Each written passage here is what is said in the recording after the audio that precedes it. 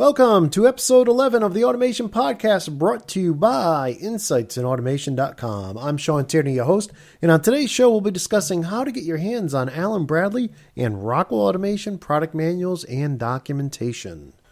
So back in the early 90s, every product you bought from Rockwell typically came with a big manual in the box. And then if you didn't have the product yet and you needed the manual, or the manual got lost, you could just call your local Rockwell office or local Rockwell authorized distributor, and they could order you one for free. Now, if you were at college and you had to order like a couple dozen every semester, your local distributor could also buy them from Rockwell and then resell them to you, so you could resell them in your college bookstore. But for the most part, most of the manuals requested were from customers who just needed a copy for their physical library. Now, as automation became more popular and the same companies kept ordering the same products over and over again, Rockwell kind of had a feeling that some of these manuals were getting wasted, and they were spending all this money printing manuals that weren't being used. So they actually went out and surveyed their customers, and what they said was that 95% or more of their manuals were currently being thrown away.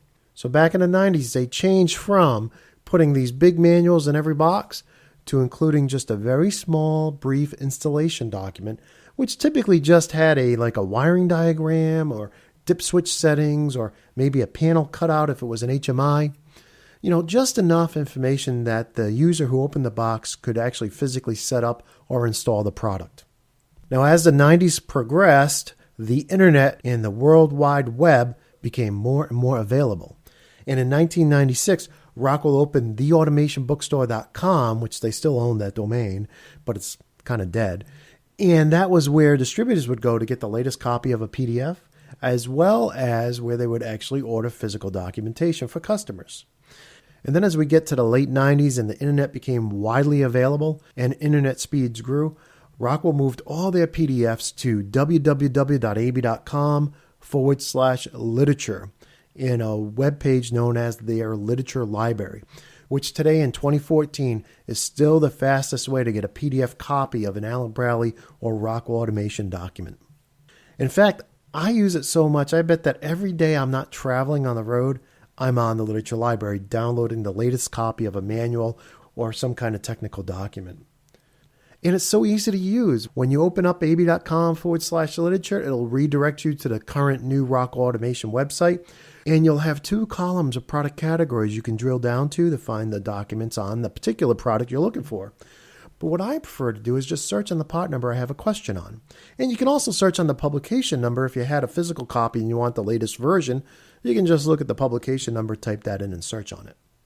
So let's talk about publication numbers here for a second. Most Rockwell publications today, documents, user manuals, installation guides, start with the same 4 digits as the catalog number for the product. So if you're looking for a 1756 L71 document, then the publication number will probably start with 1756. After the bulletin number, there's typically 2 letters, and those 2 letters are short for the type of document it is. For instance, installation instructions will be identified by the letters IN, whereas user manuals will be identified by the letters UM. So that's how you can search on publication numbers. If you want all the Control Logic's user manuals, type in 1756-UM into the literature library search window and they'll all come up. As far as trying to get the installation manuals, maybe you're looking for a wiring diagram, type in the product bulletin number, maybe it's 1762-IN would get you all the 1762 installation manuals. Now, if you still want a physical copy today in February 2014, you can still call your local Rockwell office or your local authorized distributor, and they can order physical copies of most of the popular manuals out there. You can see I got all these stipulations in there. That's because most manuals today that Rockwell offers are print on demand. So there are limited quantities, and there is a lead time as the item has to be scheduled to be printed before it's shipped out to the distributor or drop shipped to the customer. Now, personally, whenever I'm in an urgent troubleshooting situation or I'm looking for something very particular, I typically just use the PDF files. I go online, I download it, and I search in the PDF. However, I still maintain in my home office bookshelves full of 3-ring binders filled with Rockwell documentation. I don't know, there's just something about having that physical manual and being able to thumb through it that I never found that PDFs could replace. But that's me.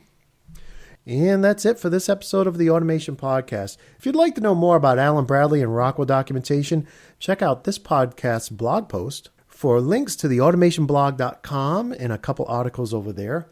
And if you'd like to see a video tutorial on how to use the literature library at ab.com/literature, check out the links to the automationminute.com in this show's blog post.